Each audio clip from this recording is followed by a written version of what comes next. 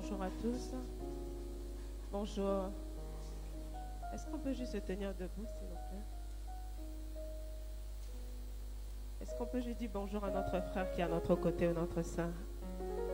J'ai parfois l'impression quand on est dans la maison du Seigneur, on fait semblant d'être un peu sérieux, vous voyez? Genre,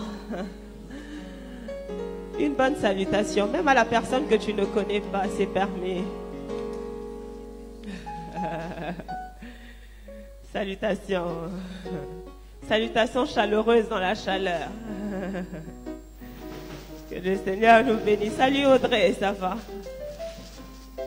Toutes mes excuses pour ma qualité de ma voix, c'est un peu chaud, mais bon, j'espère que je me fais entendre. Nous allons prier, encore une fois, si vous me permettez, recommander ces instants entre les mains du Seigneur. Que nous soyons une bonne terre encore pour le Seigneur aujourd'hui. Seigneur, nous nous soumettons à toi et nous te prions que tu nous aides à pouvoir bien recevoir ce que tu as réservé pour nous en ce jour. Accorde-nous la bonne écoute, accorde-nous le bon discernement, le bon entendement, Seigneur. Parce que tu nous mets en garde quant à la manière d'écouter. Tu dis, prenez garde à la manière avec laquelle vous entendez. Nous voulons entendre comme tu le désires et comme tu l'attends de nous, Seigneur.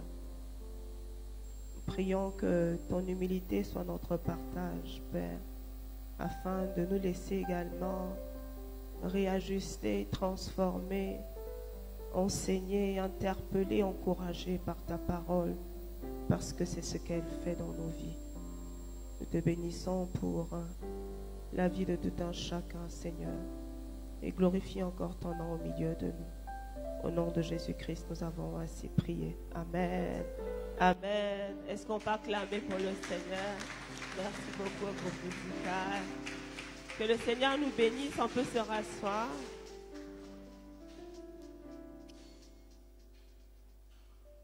Vraiment désolée pour ma voix. J'espère qu'elle ne va pas vous faire dormir.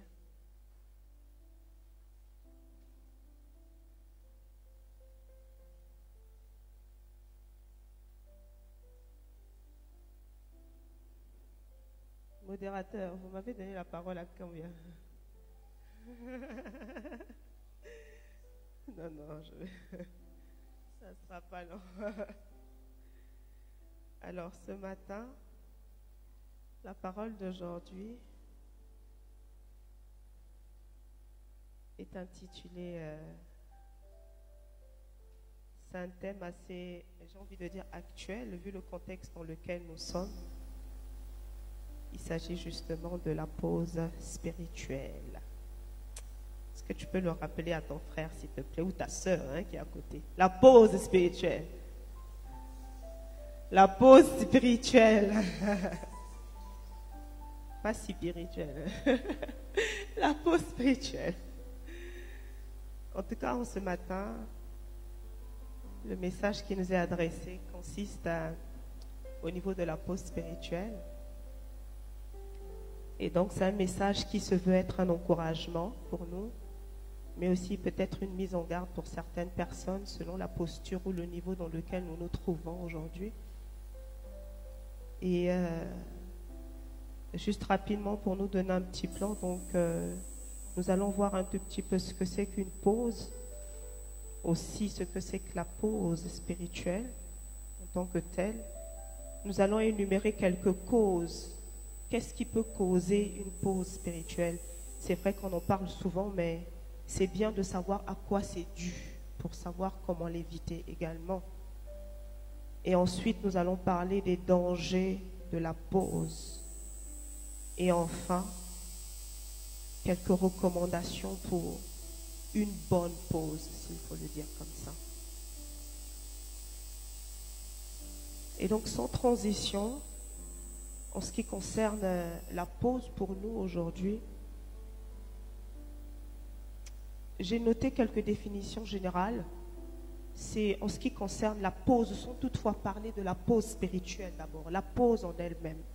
Quand on parle de pause, il s'agit d'une interruption, mais une interruption qui est momentanée. Ce n'est pas à vie, ce n'est pas un arrêt, On sait très bien quand on met pause sur YouTube, ce que ça veut dire, c'est juste pause. On peut relancer justement l'audio ou la vidéo. Mais il s'agit justement de quelque chose de momentané, une interruption qui est momentanée. C'est une interruption qui consiste aussi une activité quand on parle de pause. C'est un temps de répit, c'est un temps de repos qui est précédé par un dur labeur. Quand on a été longtemps fatigué ou quand on a travaillé beaucoup, quoique bon, on dit généralement nous les blagues, même quand on travaille pas, on prend la pause. Donc on ne sait pas trop quand est-ce qu'on est en pause, quand est-ce qu'on n'est pas en pause. Bref, mais ce qui est sûr, c'est que la pause intervient après un travail, après un effort. On aimerait quand même se reposer, on aimerait souffler, on aimerait prendre un peu de l'air pour pouvoir repartir sur du bon pied. Et la pause, elle est aussi biblique. Je vais énumérer quelques passages, donc on ne va pas forcément les lire en tant que tels.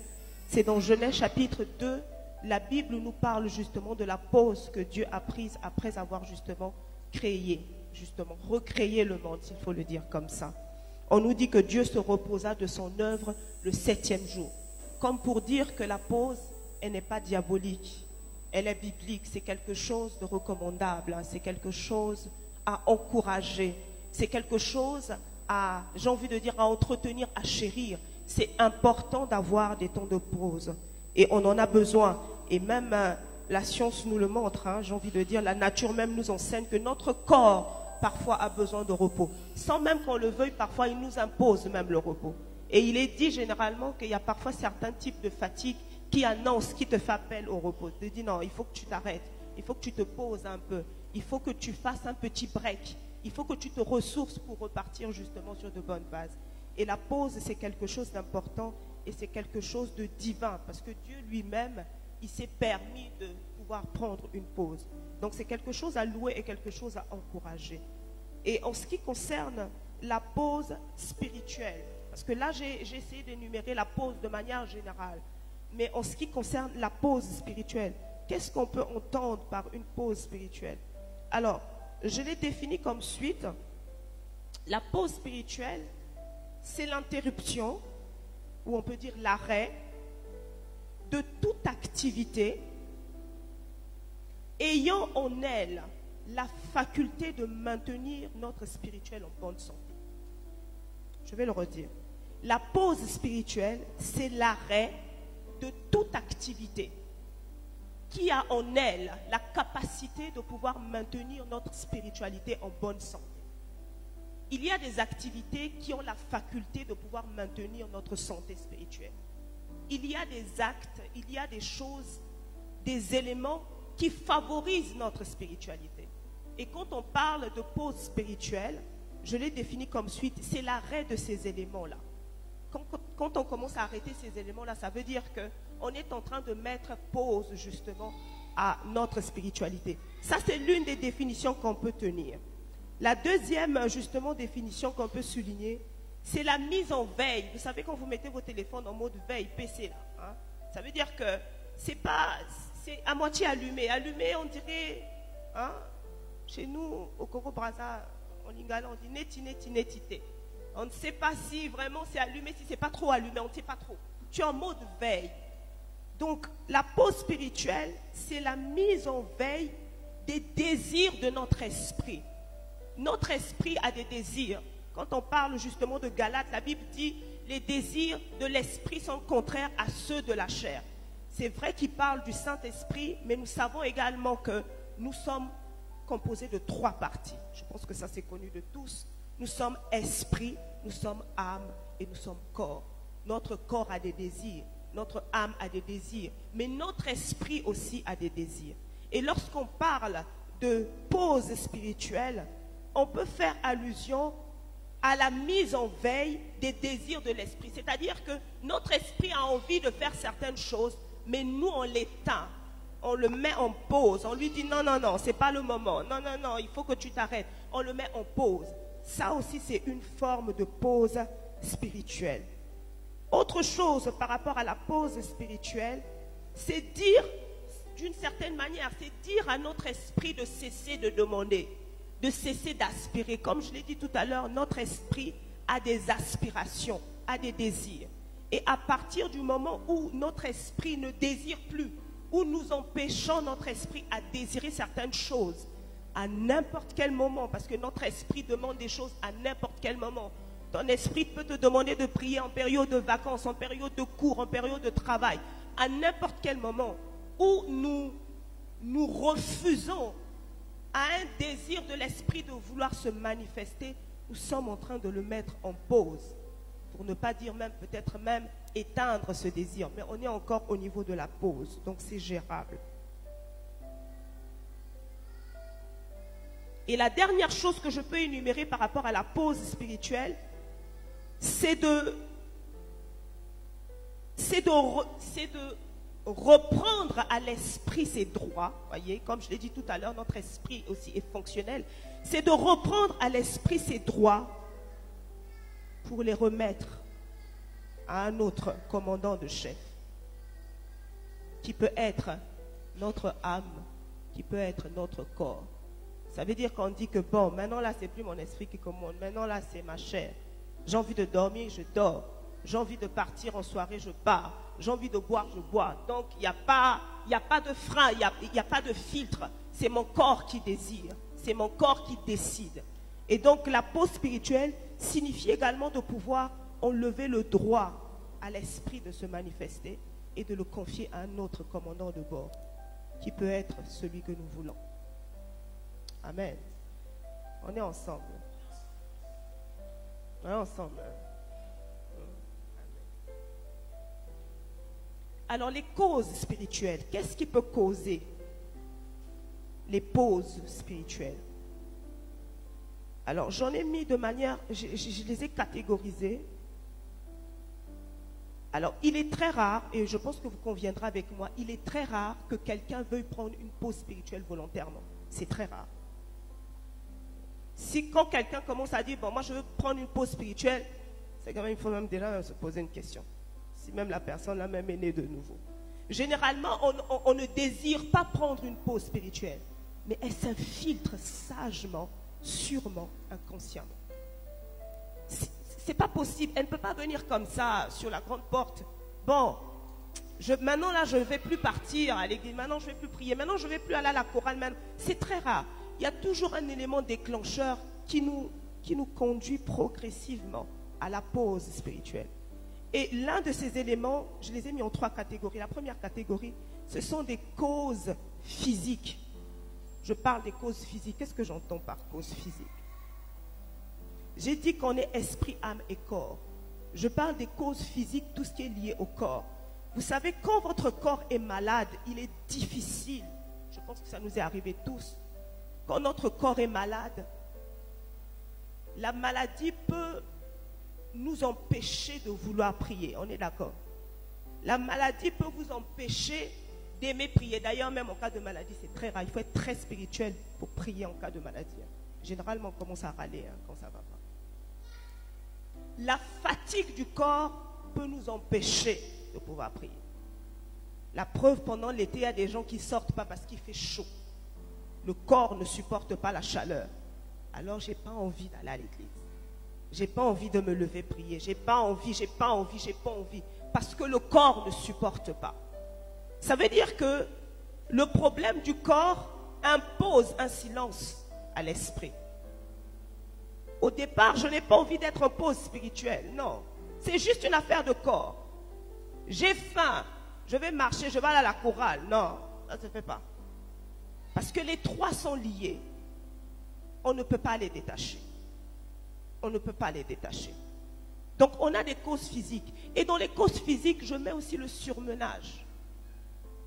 Il n'y a pas que des choses malsaines qui peuvent nous introduire dans des pauses spirituelles. Non. Le surménage. Tu es tout le temps affairé. Il y a des gens qui sont tout le temps affairés. Avant même de te réveiller, ton réveil même est affairé. C'est-à-dire que tu n'as même pas posé ton pied, ton agenda est déjà plein. Il y a ça à faire, il y a ça à faire, il y a ça à faire, il y a ça à faire, il y a ça à faire. Ah, je dois faire ça, je dois faire ça. Et dans toutes ces activités-là, il n'y a aucune activité spirituelle. Mais pourtant, l'activité, elle est noble. Et vous verrez à certaines personnes, quand ils commencent à prendre certaines responsabilités sociales, professionnelles, la vie spirituelle commence à baisser. Je ne parle pas de venir à l'église, je parle même de la densité de la vie spirituelle de quelqu'un. parce qu'on n'a pas le temps. Parce que le corps est occupé à autre chose. Donc on a une cause physique. On a des causes qui sont psychiques, morales. J'entends par cause psychique, je suis découragée. Je suis dans le deuil. Et là, je fais un clin d'œil aux personnes qui sont éprouvées. J'ai eu mon gourmet, quelqu'un m'a énervé. Ça, on l'a vu plusieurs fois. J'ai mon gourmet, je n'ai pas envie d'aller à l'église. N'est-ce pas les chantres? On se connaît, non? Hein? Hein? Non, façon de parler. C'est parce que je respecte l'assemblée. Je pas le chocolat l'assemblée. Non.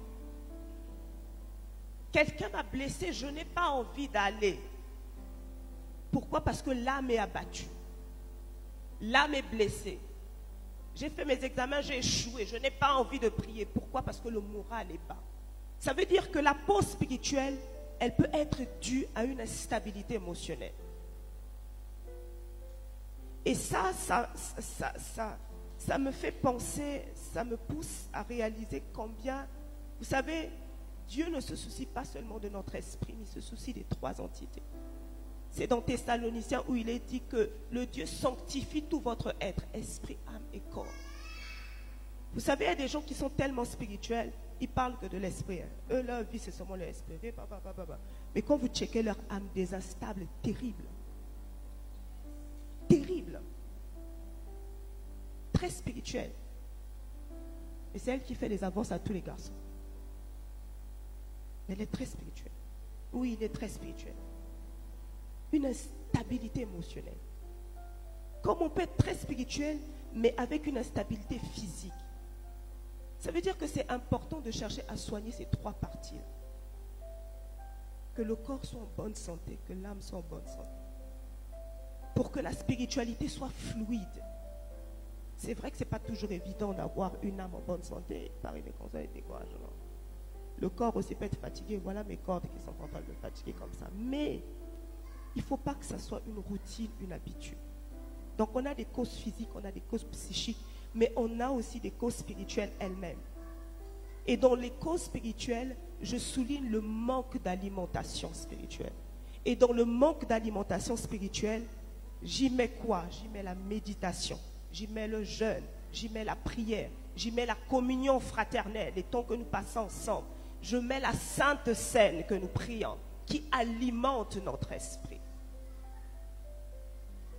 Il y a des gens qui pensent que sainte scène là, c'est seulement pour manger. C'est Jean qui est fâché généralement. Jean est fâché, il dit pourquoi on ne lui donne pas à manger, nous on mange et puis lui il ne mange pas. Yako, ça va aller. Donc il y a des causes aussi spirituelles. Il y a des gens qui ne sont même pas en pause spirituelle. C'est-à-dire eux-mêmes, c'est toute la vie la même. Je ne sais pas si c'est une pause, si c'est l'arrêt, si c'est comment, c'est pas trop, c'est pas. Tellement qu'il n'y a aucune alimentation spirituelle.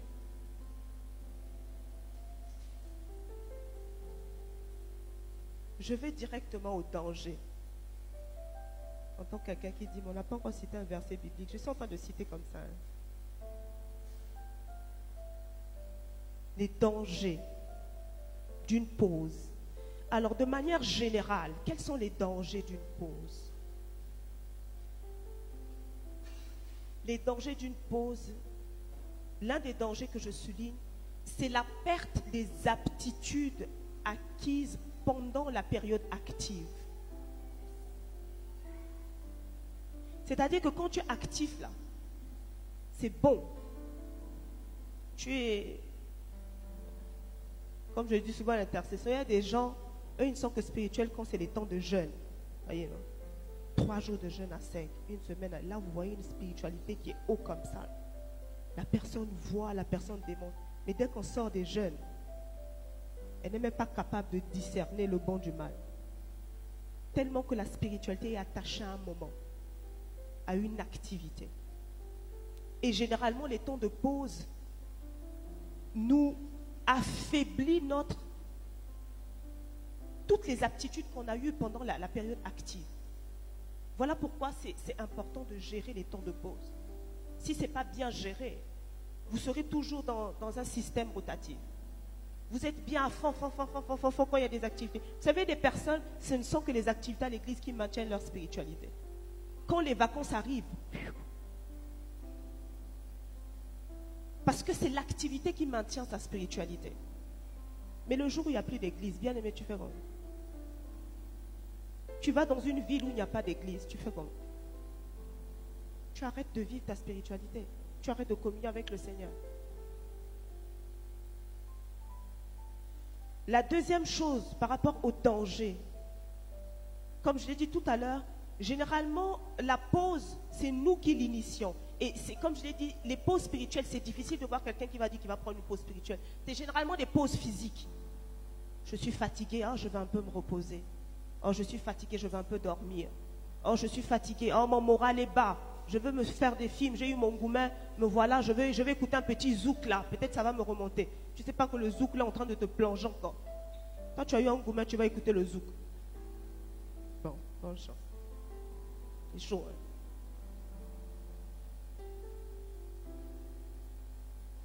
La pause, elle commence, on l'initie, mais très vite, elle se transforme en relâchement si on ne la maîtrise pas. C'est-à-dire au début, c'est bien, hein, c'est initié, c'est réfléchi. Parfois même, on a fait un programme, je vais prendre une semaine de pause. On est maître de la pause au début. Mais après, on tombe dans le relâchement. C'est-à-dire que tu n'es même pas conscient que tu as perdu même le contrôle de ta pause. Tu n'es plus maître de ta pause. Parce que c'est la pause qui commence à te conditionner. Tu ne sais même pas que tu étais même en pause. En fait, tu confonds même la pause à ta période active. Et la pause devient un mode de vie. C'est-à-dire que tu roulais à 10, tu as ralenti à 5. Tu es tellement resté à 5 que pour toi, 5 devient la normale. Tu as oublié que tu étais à un niveau 10. Et te voilà en train de rouler en mode 5. La prochaine pause, tu descends à 3. Le 3 devient ton mode de vie. Une autre pause encore, tu descends à 2. Et sans te rendre compte, tu t'étares. Doucement, tout doucement, au calme. Les dangers de la pause spirituelle. Là, j'ai énuméré les dangers de la pause de manière générale. Les dangers de la pause spirituelle. Le premier danger que je souligne, c'est la tiédeur. Nous devenons des chrétiens tièdes. C'est-à-dire, on n'est ni chaud, on n'est ni froid. On est tiède, on est façon. Vous êtes déjà là avec l'eau tiède, non? C'est pas très agréable, hein, honnêtement. Autant que ça soit chaud ou froid, mais bon, en tout cas. On devient, dans la tiédeur, on devient des. Vous savez, on commence à tolérer l'intolérable. Vous savez, il y a un niveau de spiritualité où vous-même vous constaterez que ça, je ne tolérais pas. Mais à un moment donné, tu commences à tolérer certaines choses. C'est-à-dire que ce n'est plus grave. Parce que le baromètre a baissé. Le baromètre a baissé.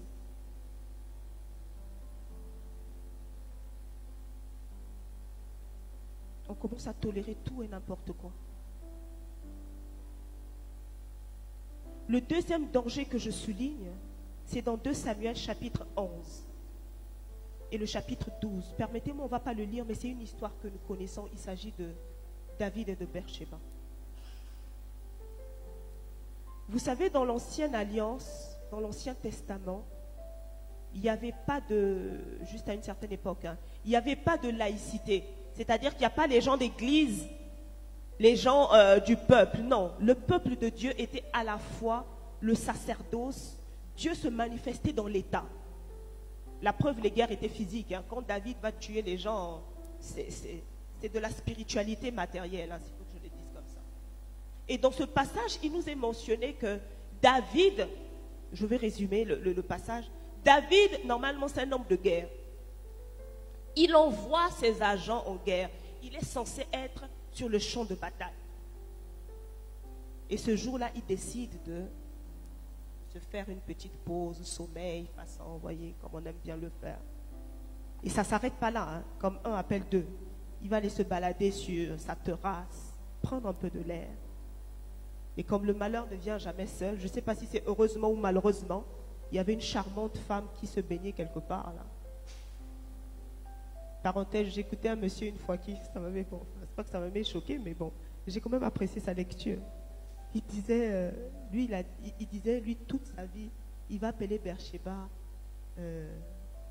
enfin, genre une diablesse, permettez-moi comme ça. Et après, on lui demande pourquoi. Il dit, vous trouvez ça normal?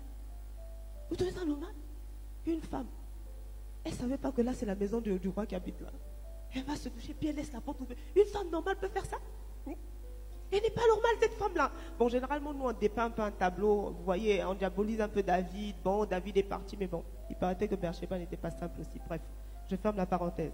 David est allé au niveau donc de la terrasse. Et il y a Beersheba qui est en train de se doucher. Comme on connaît l'histoire, finalement, il demande à un de ses gardes, appelez-moi, machin.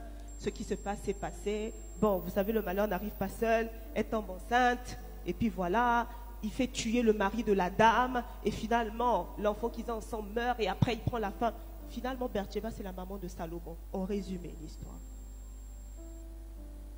Mais ce qui se passe dans cette histoire, c'est justement la notion de pause qu'on venait de souligner. Et je l'ai dit tout à l'heure, dans l'Ancien Testament, il n'y a pas de laïcité. L'activité de David de guerre est une activité spirituelle. Donc en temps normal, au moment où David est en train de dormir, ce n'était pas le moment de dormir. Au moment où il décide de prendre ce repos, ce n'était pas le moment de prendre le repos. Voilà pourquoi c'est important de définir à quel moment, quel est le moment où je dois prendre le repos. Bien aimé, ce n'est pas janvier ni février qui doit définir votre repos. Bon, non, juillet. Ah, juillet, c'est le repos. Peut-être que pour toi, juillet, ce n'est pas le repos. Ah non, en août, peut-être que août, pour toi, ce n'est pas le repos. Il y a des gens pour qui août, c'est le mois d'acharnement. Le mois où tu t'enfermes. C'est-à-dire que là, tu es en train de préparer. Pendant qu'en décembre, novembre, les gens seront en train de se casser la tête de préparer l'année. Toi, tu as préparé ton année en août, juillet. On n'a pas les mêmes agendas. Et on n'est pas censé rentrer dans certains moules. Ce n'est pas parce qu'on a décrété vacances que c'est vacances pour moi. Non, je suis désolée. Si c'est pour moi, gloire à Dieu, c'est bon. Mais si ce n'est pas pour moi, il faut avoir l'humilité de reconnaître que non, ce n'est pas pour moi, ce n'est pas le moment des vacances. Surtout quand je sais que l'année précédente était galérée. Très, c'était chaud. David se retrouve dans une situation de scandale. Bien aimé, l'un des dangers des pauses spirituelles, c'est que ça fait de vous des objets de scandale. Vous devenez des candidats au scandale. Et si nous sommes honnêtes, vous remarquerez les graves bêtises, on les a fait quand on a baissé la garde. Quand on a cessé de venir à l'église. Ah, je vais prendre un repos. Je vais prendre un repos. Ah, je vais juste faire, bon, ces 2 semaines, je ne vais pas partir. Ton quotidien, c'est peut-être les cellules. Bon, je vais me permettre, bon, je ne vais pas partir. Bien aimé, il y a des activités qui nous préservent de certains dangers. Il y a des activités qui nous préservent de certains dangers. Vous enlevez cette activité de votre vie, vous vous exposez. Vous vous exposez bonnement. Bien aimé, on n'est pas plus malin que le malin. Il faut se détromper. Hein. C'est Dieu qui nous fait grâce. Hein. Personne n'est trop fort. Non.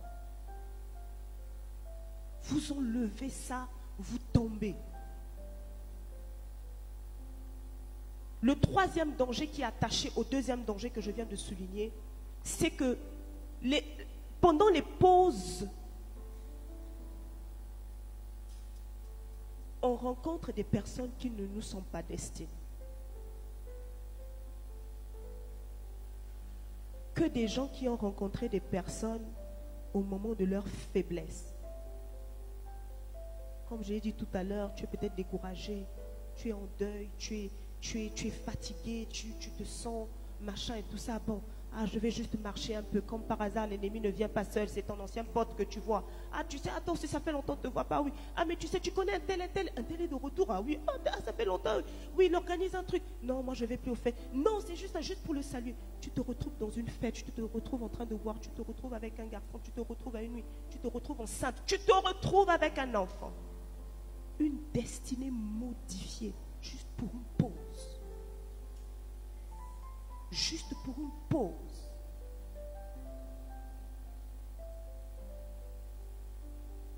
Moi, je dis toujours, affaire d'enfant, c'est pas amusement. Moi, je ne sais pas comment les gens font pour être bien gentils. Moi, un enfant me fatigue déjà. Je ne sais pas comment les gens font. Mais vous êtes contents comme ça. C'est-à-dire, on pense que c'est normal. C'est bien, c'est pas grave. C'est une vie, c'est une destinée. Un temps de pause, ça change la vie de quelqu'un. L'ennemi ne sait pas, je dis toujours, vous savez, l'ennemi ne connaît pas, qui? Ah, le frère. Bon, lui, laissons-le un peu, c'est pas sa faute, il est un peu fatigué. On va pas trop le malmener, il faut le laisser. Qui elle? Non, elle, c'est pas sa faute. Non, elle a passé des temps difficiles quand même, elle est éprouvée, il faut pas trop. L'ennemi s'en fout. Chaque occasion est une occasion de frapper. La Bible dit, soyez sobres. Votre ennemi, il rôde, cherchant qui dévorer. Que tu sois, ah non, ces derniers temps, je me sens pas bien. Ah, je suis fatiguée, j'ai pas envie de partir. Ce n'est pas le problème de l'ennemi. L'occasion se propose, il te frappe. Tu es à terre et tu es responsable.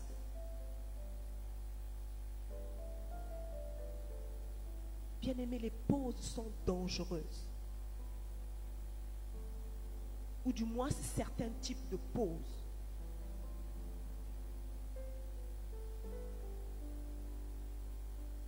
Il y a des endroits où on ne peut pas rencontrer Beersheba. Si David était, il ne pouvait pas rencontrer Beersheba sur le terrain de bataille. Il n'y a pas de Beersheba en guerre. Il y a des gens qui sont entrés dans notre vie parce qu'on a pris soit la pause au mauvais moment. Au moment où je prends ma pause, c'est au moment où Beersheba se propose. Ça ne veut pas dire que Beersheba se douchait tout le temps. Non. Mais il se pourrait que si c'était un autre moment que David avait pris sa pause, il n'aurait pas rencontré Beersheba. Voilà pourquoi il faut discerner à quel moment ma pause est censée être prise. À quel moment je la prends.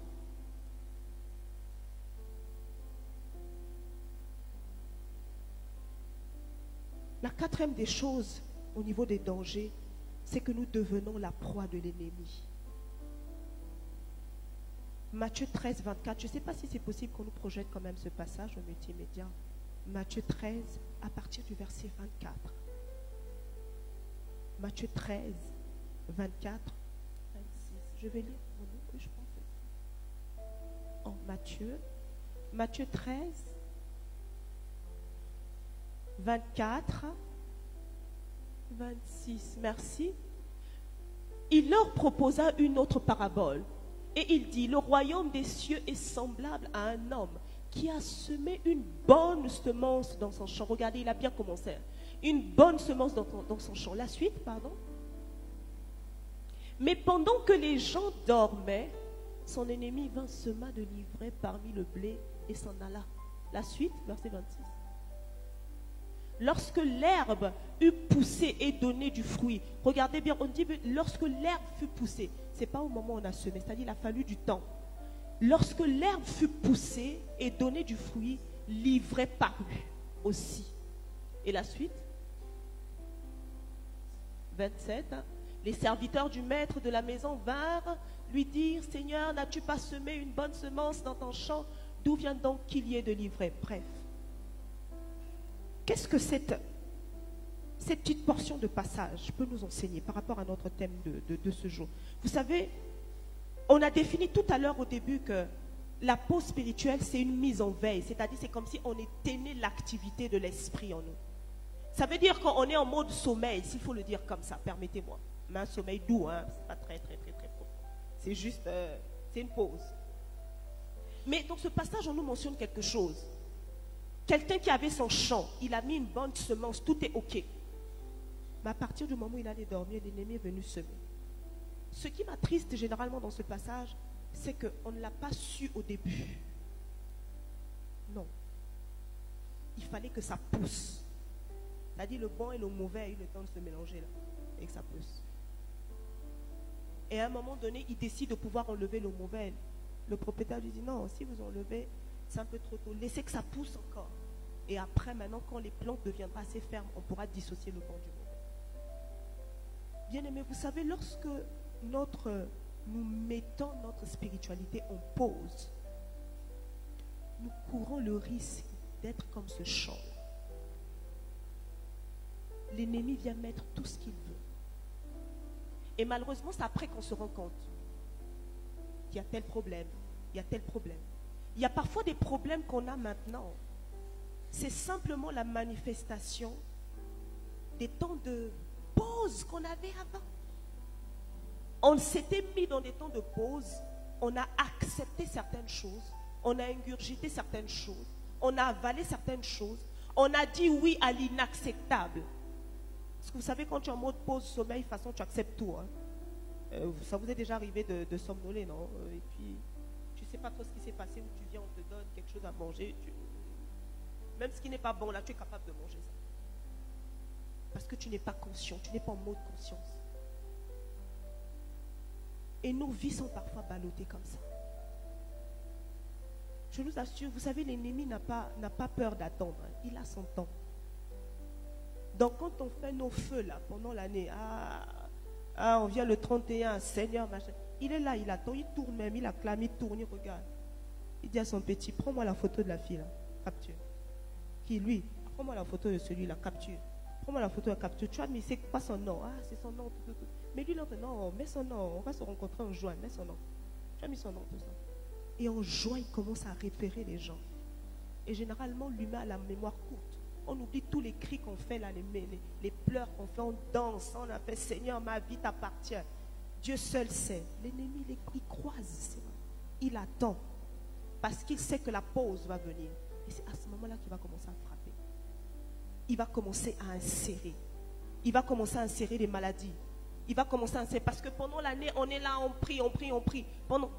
Et puis cette affaire de prière, qui vous a dit qu'il y a la pause de prière?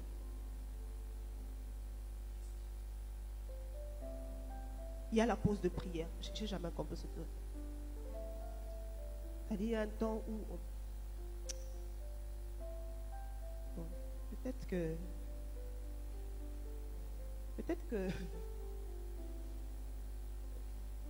excusez-moi, peut-être qu'on aime les malheurs. Moi, j'aime pas les malheurs. Hein. Peut-être que ça nous plaît, hein, les malheurs quand ça frappe dans nos familles. Peut-être qu'on aime ça. Mais moi, j'aime pas ça. Et généralement, c'est quand ça frappe, quand la conscience commence à revenir. On commence à sonner l'alarme. Ceux qui conduisent savent qu'il y a une certaine distance où la voiture ne peut plus faire, n'est-ce pas? Hein? C'est-à-dire qu'à quelques kilomètres, c'est bon, tu peux corriger la sortie de route. Mais il y a une distance où, coûte que coûte, tu vas aller cogner. Donc, on prie seulement que tu ne te casses pas la tête. Tout ce qu'on prie, c'est que tu ne meurs pas. C'est tout ce qu'on souhaite. Que tu sors indemne de ta voiture. Mais l'accident est assuré jusqu'au fond. Parce qu'on sait, on a fait notre genre. Les pauses spirituelles, c'est dangereux, bien. Ça peut faire basculer votre vie comme ça.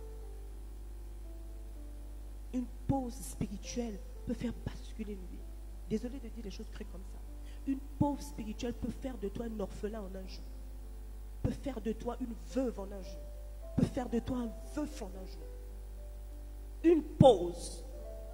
Je ne dis pas que tout ce qui peut arriver, Dieu a des pauses. Mais je parle de notre responsabilité. Il y a la part de Dieu qu'il fait. On ne peut pas tout contrôler. Mais ma part.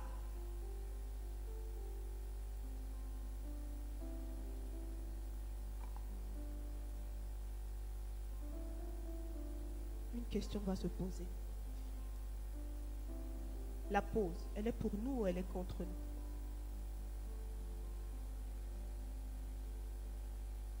La pause, elle est pour nous ou elle est contre nous? Corneille. Elle est pour nous ou elle est contre nous? C'est Corneille, non? C'est Corneille, c'est ça? C'est pas Corneille. Tu t'appelles pas Corneille. Qui ça? Il y a un autre Corneille au groupe, petit gars là. C'est toi, non? Oh papa, je t'ai pas confondu hier.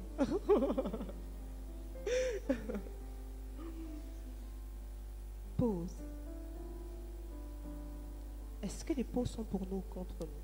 Une question se pose. Je crois que le problème, ce n'est pas la pause en elle-même. La question, ce n'est pas la pause. La question, c'est ce que l'on met en pause dans la pause. Je ne sais pas si on se comprend. Le problème, ce n'est pas prendre des pauses. Le problème, ce n'est pas les vacances. Le problème, ce n'est pas ça. Ce n'est pas un problème. Mais le problème, qu'est-ce que je mets en pause dans la pause? J'ai énuméré 2 façons de faire qui peuvent nous aider. Comment jouir de sa pause sans enclencher le bouton de la pause spirituelle? Parce que j'ai dit qu'on a une pause physique, des pauses émotionnelles. Comment jouir de la pause de manière générale sans enclencher le bouton de la pause spirituelle? La première des choses que je trouve nécessaire à faire, tout en sachant qu'on est des personnes variées, il est important d'énumérer les éléments, et quand je parle des éléments, ce sont des activités, peu importe, mais les éléments qui alimentent ma spiritualité. Les mêmes éléments qui alimentent ma spiritualité ne vont pas forcément alimenter votre spiritualité. Il y a des éléments standards qui ne bougent pas, ça c'est sûr. Et dans ces éléments standards, je mets la méditation. Bien aimé, méditation, ce n'est pas une affaire de vacances. Josué dit que ce livre ne s'éloigne point de ta bouche. Médite le jour et nuit, afin que tu réussisses dans toutes tes entreprises. Ça veut dire que même les vacances là, on peut faire même que les vacances réussissent. Que ça soit même en notre faveur. Parce que malheureusement, il y a des vacances qui nous détruisent. Mais les vacances peuvent nous réussir. On est en mode vacances, mais bonnement, on s'enjaille. Mais d'une bonne manière. Il y a la méditation. Il y a la prière. Dans les évangiles, je n'ai pas énuméré le verset, quand Jésus parle à ses disciples de veiller et prier afin de ne pas tomber en tentation. Veiller et prier pour ne pas tomber en tentation. On ne connaît ni l'heure, comme je l'ai dit tout à l'heure. On ne sait pas quand est-ce que les choses peuvent basculer. Bon, qu'on se le dise un peu, on est en mode vacances. Quand tu te réveilles là, avant d'aller te baigner, avant d'aller faire ton shopping là, ça te coûte quoi de prendre un petit 1 heure de prière et de méditation? Ça va changer quoi à ton shopping? Ou ça va, même si tu vas aller dormir à la plage, c'est pas grave. Avant que tu ailles dormir à la plage, ça te coûte quoi? Parfois, vous savez, ce sont des faux raisonnements. On pense que ce n'est pas sociable. À moins qu'on ait des mauvaises intentions, on va à la plage pour faire des choses. Mais sincèrement, si on va pour se baigner, ça coûte quoi? Ça coûte quoi? Ça coûte quoi d'avoir un jour de jeûne en semaine, en mode vacances, tout en sachant que le week-end, je peux me relâcher un peu. Bon, j'aime pas trop le mot relâcher, mais je peux vaquer à autre chose. Ça coûte quoi? Ça coûte quoi? Et moi, je pense même si c'est en temps de vacances qu'on peut faire certaines activités spirituelles.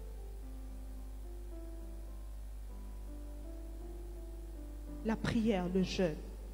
Mais il y a aussi la communion fraternelle parmi les éléments qui peuvent activer, justement maintenir notre... qui peut empêcher que le bouton de la pause spirituelle soit enclenché.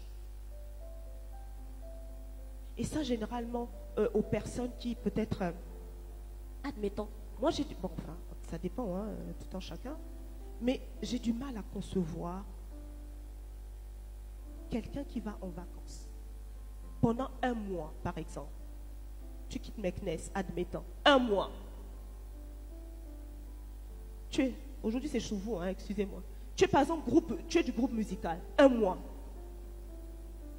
Tu vas passer tes vacances à Kenitra. Tu n'as même pas mis pied dans une église. Bon, vous-même, comme on dit, voyez vous-même. Toi-même, il faut voir.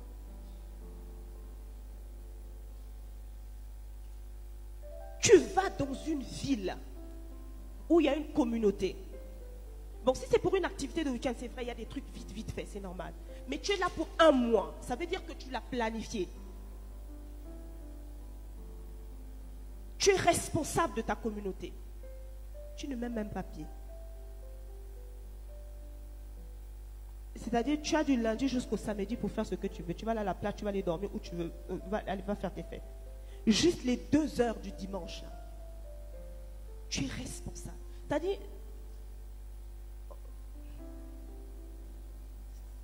chez moi, je ne comprends pas ça. recevable. Membre de l'église qui est parti en vacances. Tu vas à Ouchta. On ne te connaît pas. C'est-à-dire, on demande même les frères de Ouchta, on ne t'a pas vu dans Ouchta. Tu allais habiter chez qui? Foyer de 1 mois. Vous apprenez seulement.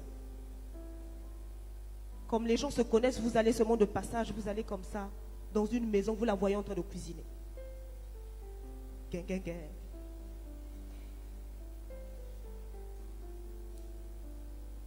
Ça coûte quoi d'être en pause, en vacances? Moi, je comprends. Vous savez, on peut bien vivre. Bon, moi, je ne comprends pas. Hein. Moi, je ne sais pas. Vous avez votre argent. Moi, je ne comprends pas les célibataires. Vous avez votre argent. Enfin, si vous avez l'argent, admettons. Question, hein? Vous avez votre argent. Vous allez vous faire votre fête. Vous allez entre vous. Vous ne parlez pas entre vous. Ou bien? Bon, je reste ici, hein, je respecte l'assemblée. Alors, vous faites un truc à 4 comme ça. Vous prenez un hôtel, je ne sais pas un hôtel, vous allez chez Ibis, lit, je ne sais pas moi comment. Prenez des trucs bon plan. 3 jours, vous faites votre belle vie avec votre argent sans qu'un homme vous finance ça. Ça fait quoi? Vous finissez, vous faites votre culte. Vous venez, vous êtes à l'aise, tranquille dans ta tête. Il n'y a pas un homme qui va te perturber avec 20 dirhams, 10 dirhams. Parce que toi-même, tu t'assures quelque chose. De bonnes vacances, chic et bien. Mais bien cadré, bien dosé. Il faut seulement qu'on t'invite quelque part. Après, il va t'inviter, il va t'emmener quelque part. Quelque part là que tu sais déjà, mais tu vas quoi? Tu penses que tu es fort.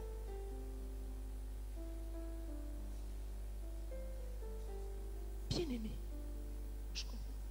Les sœurs, on ne peut pas faire un truc bien. Vous faites votre bonne soirée ici, là. Il n'y a pas de resto. Moi, je ne connais pas bien McDonald's. Il n'y a pas de bon coin McDonald's. Faites un bon truc. Au lieu de partir, que tu t'habilles chic, ta robe, c'est ta robe. Tu n'es pas l'emprunter, c'est ta robe. Tu fais ton make-up. Tu n'es pas allé voler quelque part. Tu fais ton truc, tu es en mode pause. Comme, tu te fais un petit bon truc, là. Les frères disent, je suis en train de gâter leurs plans. Je ne gâte pas vos plans. Je suis en train de la viser, mes soeurs. Moi, la vise, mes soeurs. Tant pis pour vous, hein. Augmentez votre niveau. Non, je ne comprends pas. Et on va se ramasser des choses comme ça. La communion fraternelle. Vous savez, on n'est pas pareil. Il y a des personnes qui ne peuvent pas vivre leur spiritualité sans communion fraternelle.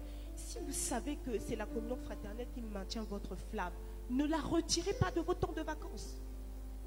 Même quand vous allez en vacances, cherchez un endroit où vous allez. Voilà pourquoi moi j'encourage beaucoup les activités nationales.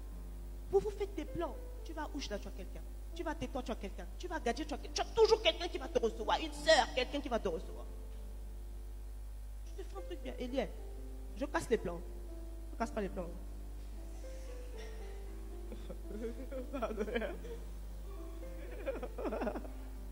Excusez-moi. On va s'attraper dehors. Non, mais honnêtement, bien aimé, la communion fraternelle, la Sainte Seine. Vous savez que, bon, dans telle paroisse, voilà, il y a culte. Bon, il y a Sainte Seine, il y a certaines paroisses qui l'annoncent, je pense, sur Internet en tout cas, je pense. Je pense que Rabat le fait, mais après, je ne sais pas d'autres paroisses. Il y a des gens, même s'il fait 6 mois, il n'a pas pris la Sainte Seine. Anyway. C'est-à-dire, ils ne savent même pas ce que la Sainte Seine les apporte spirituellement. Ils ne savent même pas ça. C'est-à-dire, c'est quand il y a Sainte Seine qui se souvient qu'il y a Sainte Seine. Quand le CP va dire, bon, debout ceux qui vont prendre c'est là qu'ils se souviennent que bon, je suis baptisé, il faut que je me lève, il faut que je prenne ma Sainte Seine. On ne comprend pas la portée de ça. Et on tombe dans des dérives. Donc la première des choses, c'est énumérer les éléments qui favorisent votre spiritualité. On n'est pas pareil. Moi, il y a une chose que j'ai découvert. Vous savez même, il y a une chose que j'ai découvert. Au départ, c'était un peu difficile, mais bon, là encore. Je ne pouvais pas avoir une activité spirituelle. Enfin, quand je dis activité, je parle de conduire un culte ou prêcher. Enfin, un truc, une activité dite église, sans avoir peut-être, j'ai envie de dire, une semaine voyez, de délai, de marge ou un truc comme ça. Heureusement ou malheureusement, moi je suis avec quelqu'un, il peut suivre Jack Bauer maintenant. La minute qui suit, vous pouvez enclencher une activité spirituelle bien et fort, bien. C'est-à-dire qu'il peut shifter facilement comme ça. Moi, c'était très difficile. Ça veut dire que les jours où je sais que c'est pas grave, non, il faut déjà que je... Mais, bon. Heureusement, je me sens piégée quelquefois. J'ai appris à, voyez, on te prend comme ça en sursaut. Paf. Comme ça. Je suis convalescente. Hier, ma fille, là, elle a eu une brûlure. Là, c'était chaud comme ça. Il fallait courir à l'hôpital. Je suis seule à la maison. Et avant-hier soir, on me dit, tu vas prêcher. J'ai un enfant à la maison. Il va courir. Il est malade. Moi-même, ma santé, ça fait une semaine, c'est chaud. Maintenant, si tu es quelqu'un qui ne sait pas te mettre en mode veille à chaque instant, c'est-à-dire, comme dit la Bible, que ton vêtement soit blanc constamment. À minuit, on vient te réveiller, tu es prête. On vient te dire, on va aller pour prier, imposer, mais ce n'est pas, bon, tu vas comme ça réfléchir beaucoup. Ah, hier, qu'est-ce que j'ai fait? Ah, demain, il faut d'abord que je mette ma vie en règle. Non, c'est-à-dire, à n'importe quel moment, tu t'arranges. Comment? Ça s'apprend. C'est pas évident. Avant d'hier soir, j'étais fâchée. Oui, j'étais bien fâchée comme ça. Je me dis comme ça, est-ce qu'il comprend ce que je vis seule? Est-ce qu'il comprend ça? Est-ce qu'il comprend? Je me suis dit, bon, je dis là, c'est ça aussi. Non, tu vas, Seigneur, je veux plus de toi. Parfois, Dieu aussi te met dans des conditions de plus de lui, hein, à t'imposer des choses. Tu veux.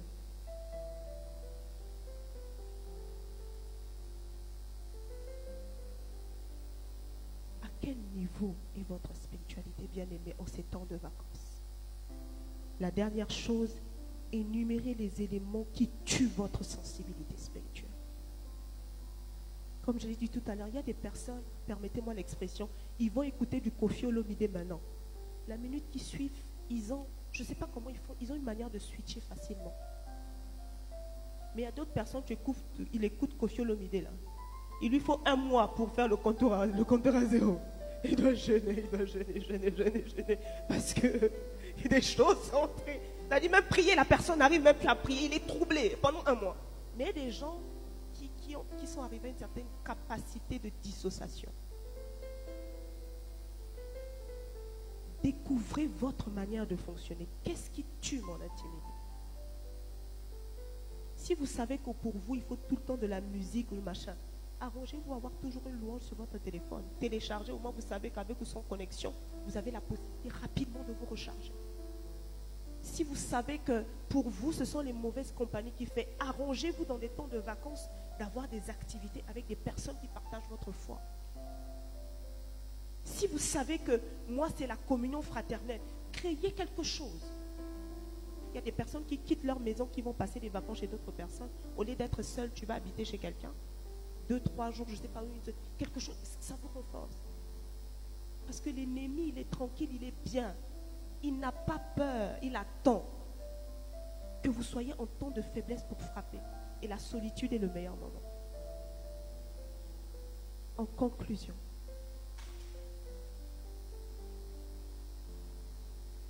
Respo, tu peux juste nous publier Hébreux, chapitre 10, versets 24 à 25.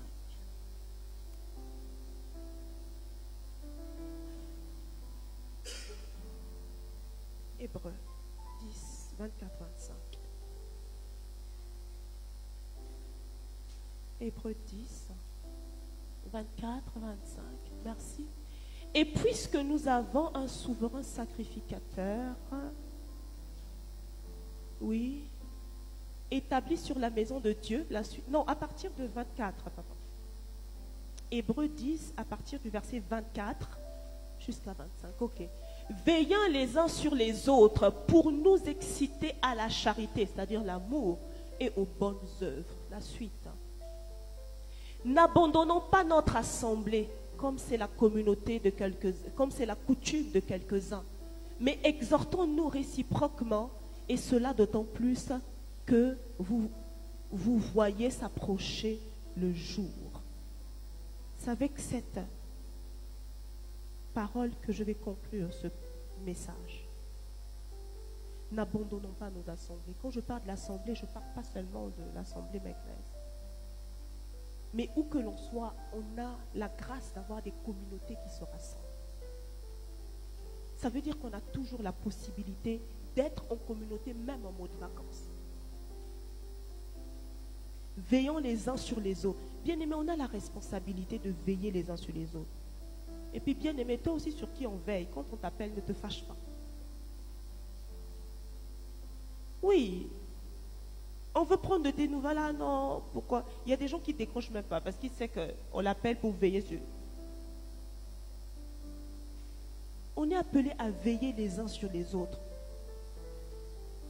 Si vous savez que tel, bon, machin, vous savez, parfois l'esprit aussi révèle des choses. Il peut vous mettre à cœur quelqu'un comme ça, qui est près de tomber. La personne est juste au bord de la falaise comme ça.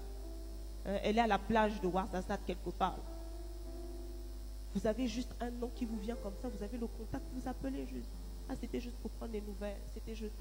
Ça rappelle, vous savez, quand un frère vous appelle, c'est votre conscience. Hein? C'est quand même un frère de l'église ou une soeur de l'église. Si tu étais prête à faire une gaffe, bon, ça te titille un peu. À moins que vraiment ta conscience soit éteinte. Alors là, un frère qui t'appelle, c'est-à-dire. Bref.